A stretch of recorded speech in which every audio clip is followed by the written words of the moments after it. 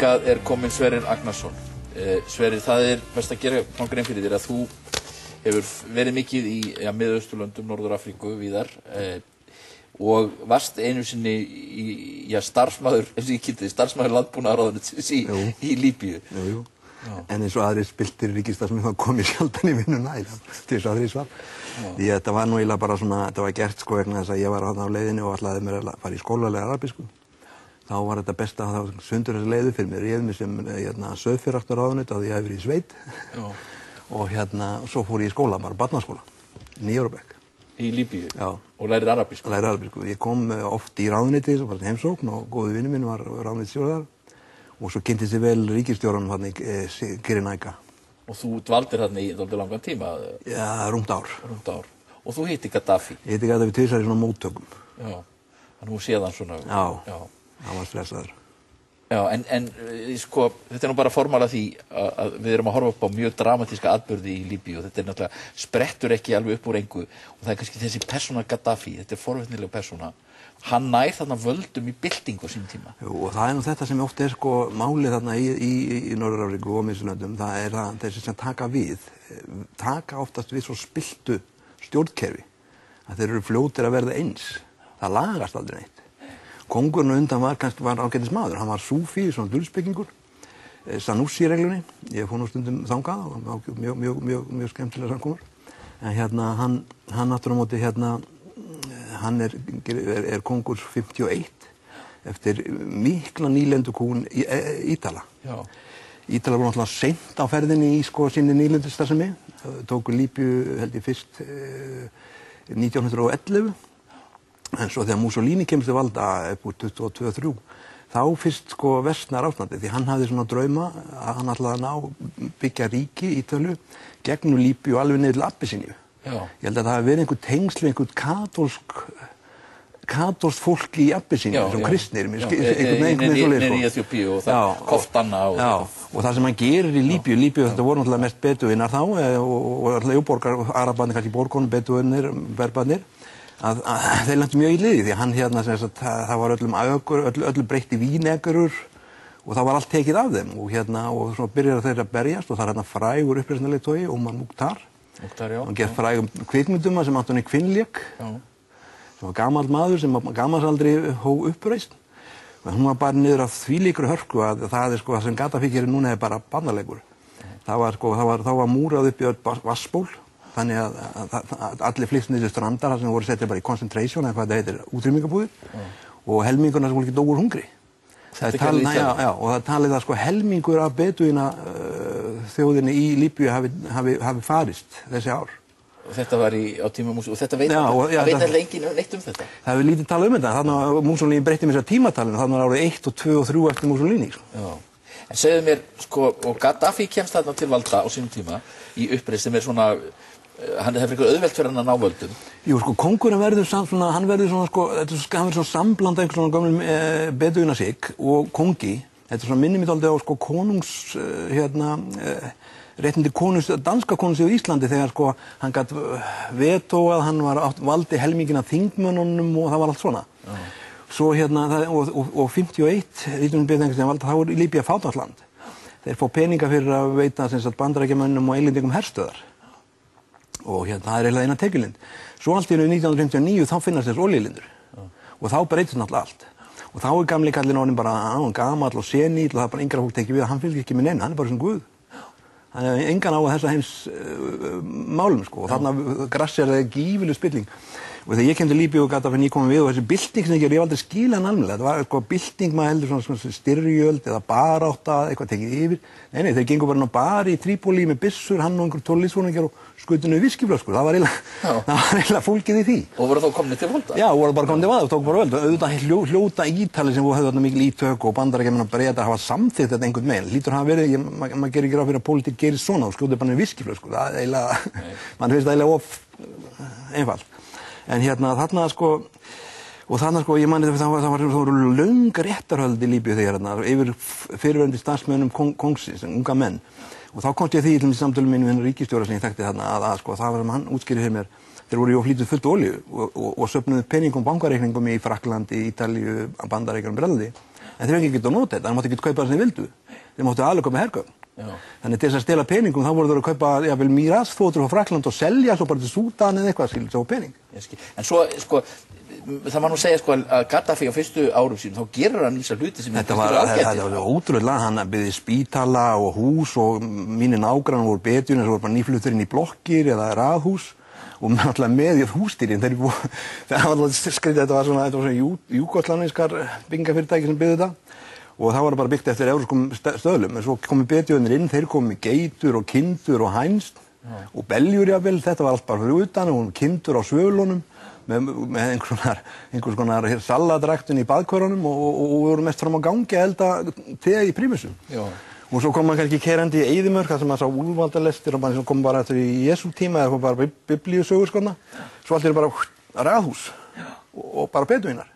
Það var en hann virkilega sko þess að hélt maður þetta myndi sko þetta var menn voru jákvæð gangandi hann veitti peningunum til þjóðarinnar.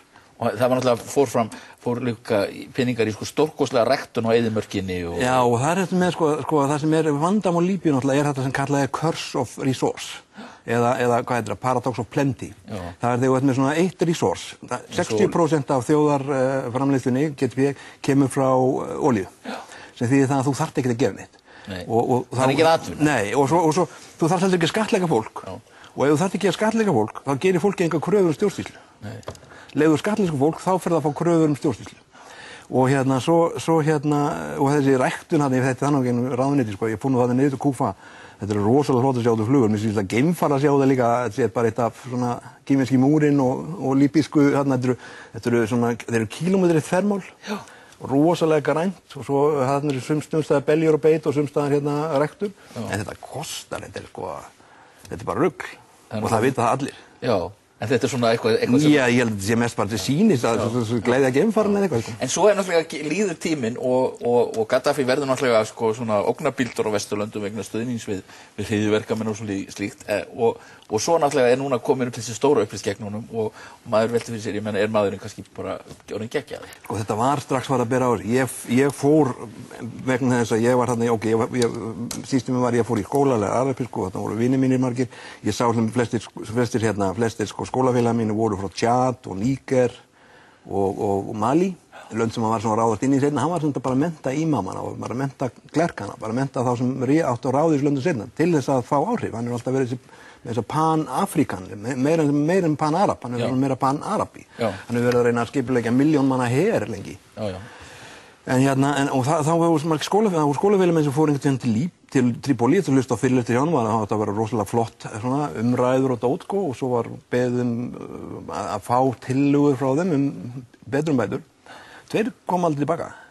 Þeir sem kom með tillögur betrumbætur. Já, akkurat sko. Og svo hvarf þýskur kunningi minn og þá ákvað ég svona að pakka saman. Og þetta sko strax 74-5. En svo breytir hann þessu, hann breytir þessu í the Great Socialist Republic og þá er öllu prívat, eða hvað enga framtæki bannað, þá bara the People's Supermarket og þú gæti ekki skipt perun að maður fylla úr skýrslu, sko. Og það var í 10 ár og þá það er náttúrulega rosalega kúun á arabísku mentaliteti, þeir eru kaupmenn í eðli sínu, þeir elska viðskipti, þeir eru entreprenörar eða eðli sínu. En hann á þessi börn sem eru sko, þetta er enda mjög sérkjöld að fylgjast með þessi sko, einn sonurinn var í fótboltaliði, þeir hafa voru að braska með Kaupþingi og svo er einn dóttirinn sem er Fegurðardís og varði Saddam Hussein. Já, og skókastarann. Og skókastarann, já. Og þetta er liðið sem hefur átt að taka við veldinu. Já, sko, það eru þrír, baráttan stendur kannski mikið þriggja. Þrír eru bara playboys. Einn af það er þessi fótboltaspilari Saad, held ég hann heiti. Svo einn sem heitir Hannibal, sem sýnum dálítið hvernig hann hugsa, sko, Hannibal lífu gamli leiðtogi Norður-Afríku. Já, Kartakomanna. Já, Kartakomanna, bara gegn Róm. Típist hjá honum að skýra Hannibal. Og þannig að það er Saif al-Islam og svo hefur hann hefur ætt öllum öflum á móti hver öðrum. Meira sér sonum sínum. Og þessi Saif al-Islam sem hefur nú talið vinnu Vesturlanda, er doktor í hagfræði frá London School of Economics og það voru akkurat nýlega búin að gera samning við London School of Economics, gefa þeim 300.000 pund held ég eitthvað. Nýlega búin að kassa því inn, sko, en nú er það náttúrulega búin að afþakka það en þeir eru búin að nota það, sko. og hann semst yfirgaf fjölskylduna 2006 vegna ósáttar við föður sinn og bræður. Hann kemur tilbaka og tekinn í sátt 2008. Hinn Mutassim sem semst yfirmaður öryggismála núna í Líbíu, hann gerði uppreisn gegn föður sinn. Þurfti að flýja til Egyptalands, kemur aftur 2 mánuðum seinna og tekinn í sátt. Yngsti bróðir Khamis sem sá sem ábyrgur fyrir skotarásunum í Benghazi, hann sá eini sem ekki farið. Og hinir 2 eru nú að smjara fyrir honum því að það svona, menn hann sennilega stabilis. Hann sterkir maður. Og hann og þeir hafa verið að bera í hann vopn, það sem við líka athuga að Bretar, þarna óheilla krákan Tony Blair hefur að flækjast það mikið undanfarið og liðka fyrir viðskipti fyrir BP og sennilega það liður í þessu að sleppa þessum þetta sem sprengti flugvélina, Lockerbie-mannum. Hann átti að vera dauður til 3 mánuði en ennþá lífi sko. Og og það SAS, Special Air Force, sérsveitirnar bresku, sem hafa verið að þjálfa sérsveitir þessa Khamis. Og þeir hafa verið að bera í hann vopn, þeir voru meira að fá alveg sérstaklega svona, hvað þetta heitir, big crowd management. Mannfjöldarstjórnan tæki, eins og táragas eins og við þekkjum, en líka leysir með byssur með hita, skjóta, bara leyniskita, skjóta niður bara valda aðila. En hvernig heldur þetta fari? Núna virðist vera eitthvað svona borgarastyrjöld bara í gangi. Ég veit ekki með Líbíu Líbíu annað öðruvísi en Egyptaland Líbíu þetta hafa alltaf verið uppreisnarhreyfingar í Líbíu, því að hann búinn að stjórna það lengi. Það 1984 sem stærsta hreyfingin stofnuð í Súdan. Stofnuð þar, svo reykjast sér það að þegar Nímeri tapar kosningunum og þarna Basit kemur. Þá flytja það til Tchad og þegar þurfa að flýja þar. En 1984 þá gerðu þeir raunverulega hálfgerða innrás í Líbíu. Og það voru fleiri þúsund mann sem fórust á. Og þá var það var stutt af CIA að koma þeim inn. Og þessi samtök heita National Front for Libyan Liberation. Libyan Salvation. Og það eru þessi samtök sem stóðu til þess að vera mótmælin fyrir utan líbíska sendiráð yfir London þegar þeir skutu sendiráðum drápu ekki lögreglukonu. En það sem ekkert víst að Gaddafi falli? Nei, mér finnst það líklegt hérna. Mér finnst það mjög líklegt hérna. Og þetta komið svo langt. En það eru svo mynduðu þessir andspyrnuhreyfingar, mynduðu þessi samtök núna 2005. En það hafa verið alls konar illindi og túlkanir þar eins og veist, þannig að maður veit ekki hver tekur við. Og núna til dæmis í Benghazi þar sem mótmælin það náttúrulega allt öðru í Egyptalandi, þarna verið að hengja löggur upp í staura og skjóta fólk og viðbjörslegt. Og þarna hefur séð flagg gömlu konungsfjölskyldunar í mótmælum, þú séð alls konar flagg. En það sem svona, má ekki segja eitt gaman í þessu, það er eitt aldrei algjört í þessu. Að uppreisnin í Líbíu byrjar óheillega mikið út af þeir hafa verið með hroðið fangilsi, þeir eru með sitt Abu Ghraib í Trípoli sem þar sem þeir drápu held ég bara einhverja 1500 fanga fyrir svona 10 árum síðan og fjölskyldur þessar fanga hafa myndað samtök og hafa verið að minnast þeirra með árlegum hátíðum og það var síðast núna 2010 og svona kannski svona upptakturinn að þessu en upptakturinn að þessu er dálítið sérkennilegur vegna þess að hvað þegar mótmæli byrja í Líbíu af hverju safnast Líbíu með saman? Jú, þeir eru að minnast mótmæla sem voru 2006 sem voru sem sagt mótmæli gegn skopmyndatekníkunum og Mohammed. Og sem snéru svo upp í mótmæli gegn Gaddafi og það svona fyrstu alvöru mótmæli Líbíu gegn Gaddafi og það svona sú tradisjón þannig að þú getur þakkaði kent skopmyndatekníkunum hvað eru hugaðar í dag. En nú þú þekkir mjög vel til í Egyptalandi líka og víðar þarna. Já, heimil í Egyptalandi, kona mín Egypsk. Kona mín Egypsk, já, og þú ert nú muslimi sjálfur. Já. Það sem maður horfir á þessa friðsömubyltingu í Egyptalandi. Það sem reyndar mjög mikið af þessu lítið ráðgátt að þar herinn núna með tögluhaldir en herinn virðist svona ætla að fylgja uppreisninni. Jú, það munur um Egyptalandi og Líbíu. Líbíu bara með 100 manna her. Svo ertu með alls konar svona dæmi sem Gaddafi-meðlum, hann hefur alltaf verið með svarta málaliða. Alltaf verið með málaliða Sub-Saharan eins og þeir segja, Hann var með 7.000 manna sveit 84, vissi ég, Já, sem eru svona útlendir málaliðar. Já, og oft ekki múslimar átt heldur frá Angola og svona löndum, Já. En í Egyptalandi þetta herinn, hvernig staðan í Egyptalandi?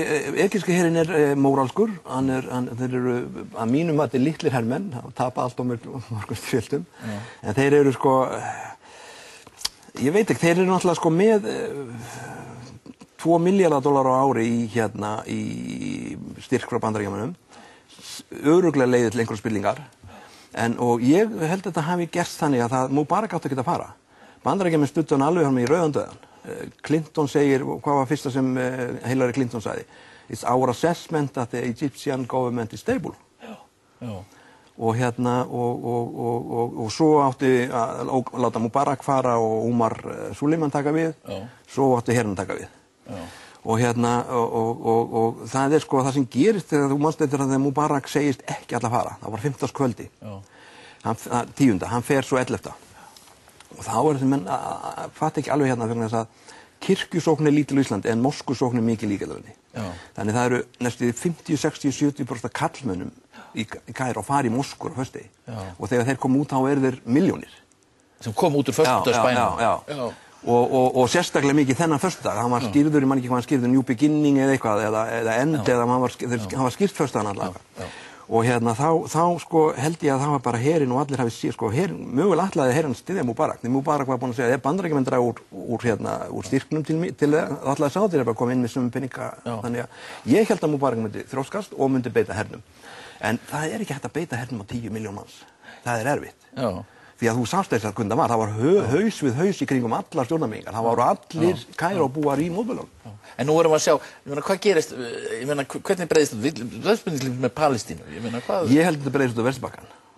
Ég held að þetta breiðist ekki út í Alsír. Þeir eru rosalega brútal þar. Það er búið að drepa alla sem gætu mögulega gert einhver uppreisn eða fangelsað á eða eitthvað. Og meira þess að Frakkar hjálpa til þannig að þessir andspyrnumenn sem hafa flúið til Frakklands, þeir eru hundeltir að franska innanríkisráðuneytinu líka, skilur. Þeir eiga lítinn séns. En ég get séð þetta breiðast út á Vesturbakkann. Og þá voru gaman að sjá ræðurnar í Obama, allar hann að segja democracy og people's will og whatever, skilur. Það sem allar að talaði í frægu Kaíró-ræðu hérna í... Já, sko, Kaíró-ræðan líka mjög svona gott dæmi, því að hann kemur til Kaíró og heldur þessu ræðu til múslima, og það svona almennt snakk gagnkvæm samskipti og gagnkvæma virðingu og allt þetta dæmi, sko. En það eru 10 bein loforð. Loka fangelsun á Kúbu, hvað heitir þessu? Guantánamo. Sem raunverulega fyrir mér alltaf leysið á Guantánamo, sko. Það svona útstillingabúr. Hvernig getur farið fyrir þér ef þú gerir eitthvað, skilur. Þá ertu bara settur rauð föt og settur í búr. Hann ætlaði líka, það var líka að hætta að skjóta, nota drones, sem drepur náttúrulega jafnmarga, yfirleitt fleiri borgar heldur uppreisnarmenn. Og það ekkert einast af 10 loforðum hefur verið efnt og það mikið talað þetta, til dæmis ég geta landa viðar, menn kunni þetta alveg utan það. En hvað með Sádi-Arabíu og svona lönd? Sko, Sádi-Arabía Sko það eitt sem ég nefni, eitt einkenni á þessu löndum það er ofboðslega mikið fjöldi af ungu fólki sem hefur lítið... Líbíu helminguna fólki undir 24. Sem lítið við að vera, af litla atvinnu. En það er líka með þetta curse of resource í Sádi-Arabíu, það er bara olía. Það er bara olía og engin atvinna. Og þú manstu eftir Faisal, hann kemur til valda 64, hann gerði mikla umbætur, en hann tók þátt í olíuembargóinu á Bandaríkin 73, hann var drepinn 75. Af fjölskyldumeðlim sem ný kom frá Bandaríkjunum. Þannig að það allt bælt niður þarna. En svo held ég að sko grunnurinn af þessu öllu sem við sjáum þessum óörðum, hvernig það enda, það felast í þessu war on terror. Því að war on terror hefur gefið þessum harðstjórum leyfi til að ofsækja sína þjóðir í miklu meira mæli heldur nokkuð en gert áður. Það eru 30.000 pólitískir fangar í Egyptalandi. 30.000? 30.000. Og í Alsír það voru 200.000 drepnir og 15.000 hurfu. Og menn hafa getað gert þetta í skjóli stríðsins gegn hryðjuverkum. Og hvað gerist ekki? Hvað kallaði Ben Ali í Túnis? Hryðjuverkamenn. Hvað sagði Gaddafi? Hryðjuverkamenn. Ben Laden kom inn, hann farin að gefa eiturlyf til unglingana, skilurðu. Það alltaf, það grip allir til þessa. En það svo merkilegt í þessu að sko Vesturlönd, það var nú ágætt grein í Spíkrum daginn, óvinur hreinskilinn, að þetta hefur í rauninni verið okkur á Vesturlöndum eða sumum á Vesturlöndum í hag að hafa þetta kerfi nákvæmlega svona, miklu þægilegra. Jú. En sko Vesturlönd, það sem með óttast mest, það náttúrulega óstabilitet við Ísrael, því núna kom Egyptar vilji ekki þetta Gaza-dæmi þarna. Það sem fylgir þessu